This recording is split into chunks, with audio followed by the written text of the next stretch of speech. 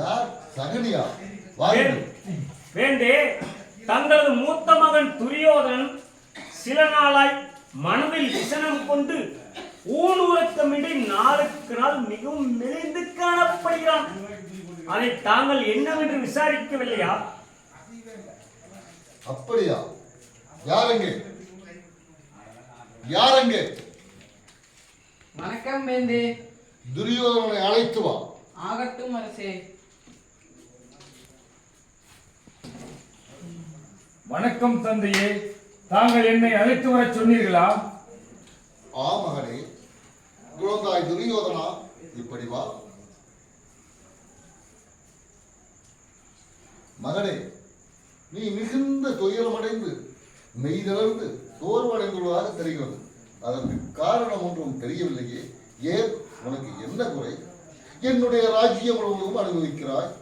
வெகு ராஜாக்கள் உன் கீழ்படிந்து இருக்கிறார்கள். உன் தம்பிமார்கள் அனைவரும் உன் சொல்படி நடக்கிறார்கள். இன்னும் எத்தனையோ சுகபோகங்களை அனுபவித்துக் கொண்டிருக்கிறாய். இத்தனை இருந்தும் ஏன் விசனப்படுகிறாய்? காரணம்? அப்பா, உண்பதும் உதற்பதும் பூண்பதும் பூரிப்பதும் யாருக்குத்தான் கிடைக்காது. இதையெல்லாம் ஒரு சந்தோஷம் என்று எண்ணி மகிழ்வது இன்பம் அல்ல. இன்னும் எத்தனையோ இருக்கிறது. அதையெல்லாம் நான் எவ்வாறு எடுத்துரைப்பேன்? தந்தையே, தரணியாளும் தார்வேந்தன் தன் மரணத்தையும் தன் மார்போடு அணைத்து மகிழ்வான் என்பது உண்மை.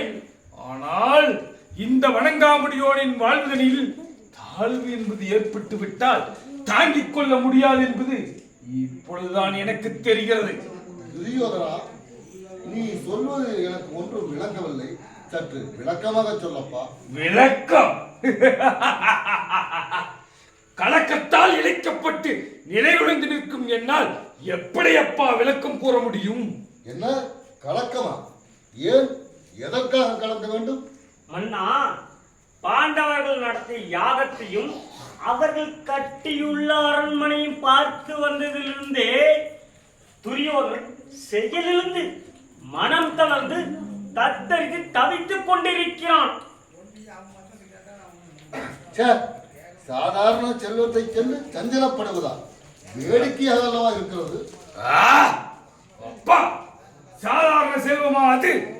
தேவர்கள் மூவர்கள் யாரிடத்திலும் இல்லாத அனைத்து திரவியங்களும் அங்கேதான் கொட்டி குவித்து வைக்கப்பட்டிருக்கிறது.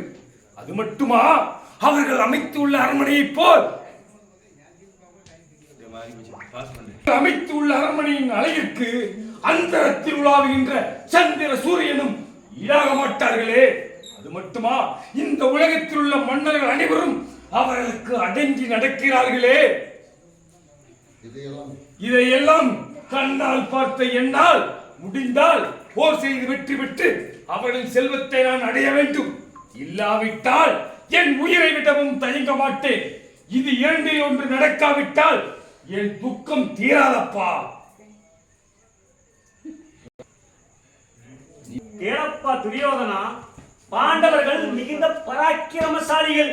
அவர்களை போரிலே வெற்றி கொள்ள நினைப்பது எட்டாத கிளையில் இருக்கும் கனியை பறிக்க நினைக்கும் புல்லனை போல் ஆகிவிடும்.